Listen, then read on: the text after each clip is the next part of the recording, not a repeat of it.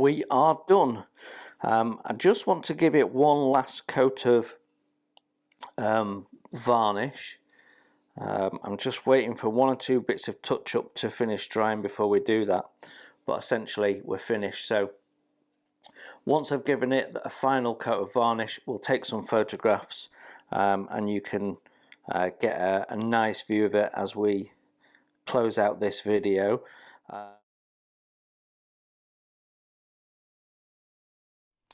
Right, before I put the hubs into these wheels, I just want to do something with the tyres and just muddy them up a little bit and make the detail pop out a little bit and that sort of thing. So to do that, I'm using weathering powders again. I'm going to use the dark earth, and I've mixed it with Decal Fix. I think I've said previously any Decal Fix in solution will do. You can see it's been mixed there. There isn't an exact ratio until you've got it the way you want it. This is relatively thin because I don't want to overdo it on the tyres. So we'll be applying it with that brush, as you can see.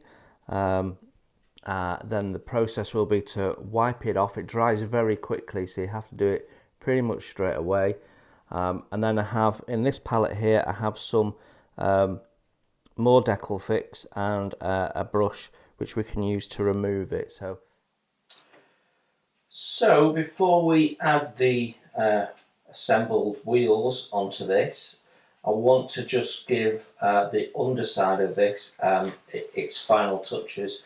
So we've just given it a wash with the dark earth weathering powder mixed with Decal Fix to create a wash, and that's given it a sort of a grimy, muddy, soily look underneath. You can see, if I get in the light, it looks quite dark at the moment.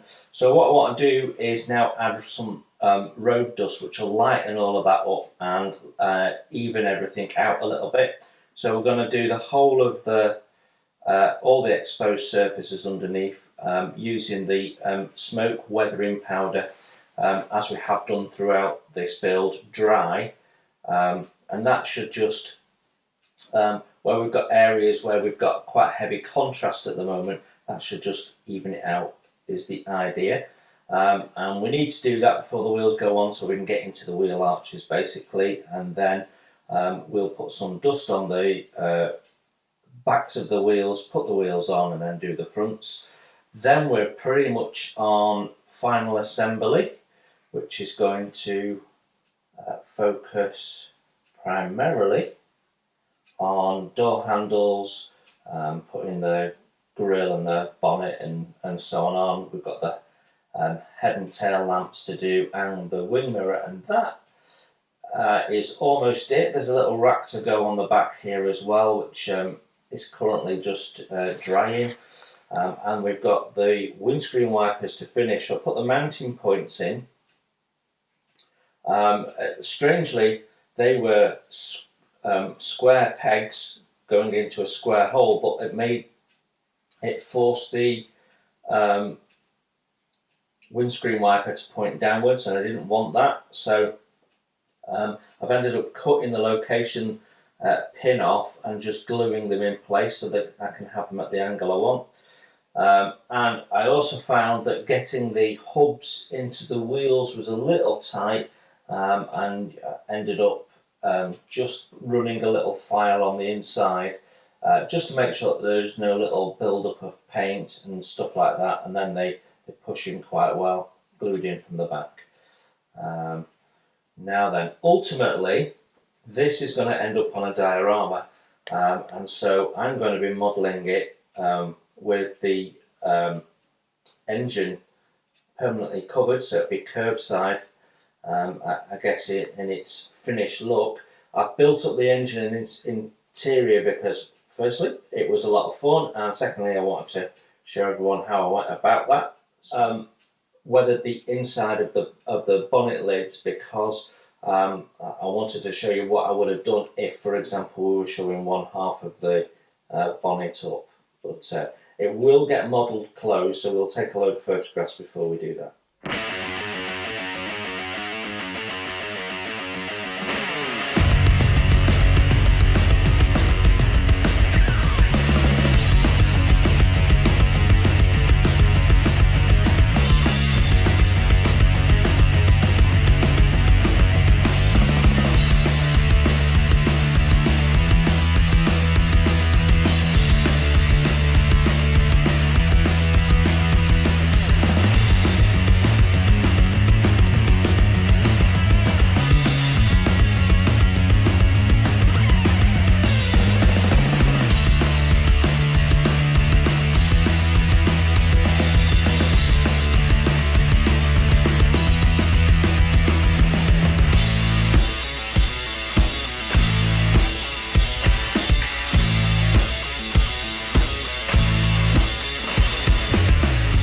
The last thing I want to do just before we put the wheels on is just soot up the end of the exhaust there. So obviously when these cars were out in the 30s, engines were quite heavy oil burners, so they get quite sooty at the back there.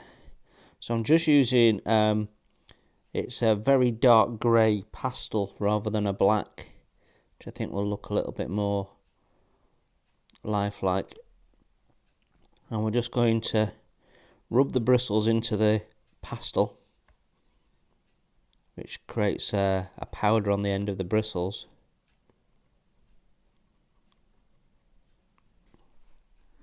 So my tyres are now weathered. It'll look a little extreme in close-up, but it'll look fine when you see the finished effect at the sort of usual visual distance.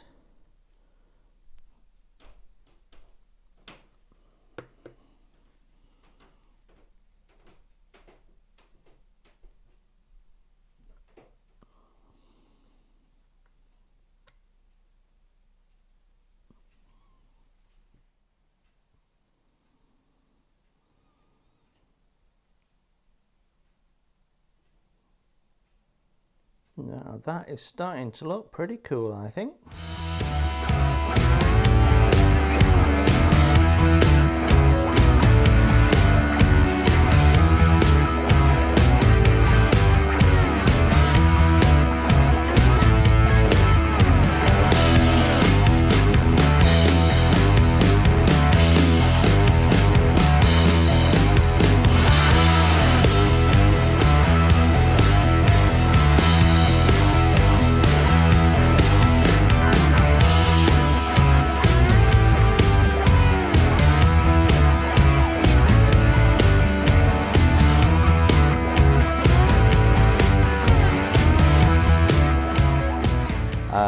Let's just talk about the kit. The kit is lovely, but it's a Miniart kit, so it's very fiddly, so it's not for everyone.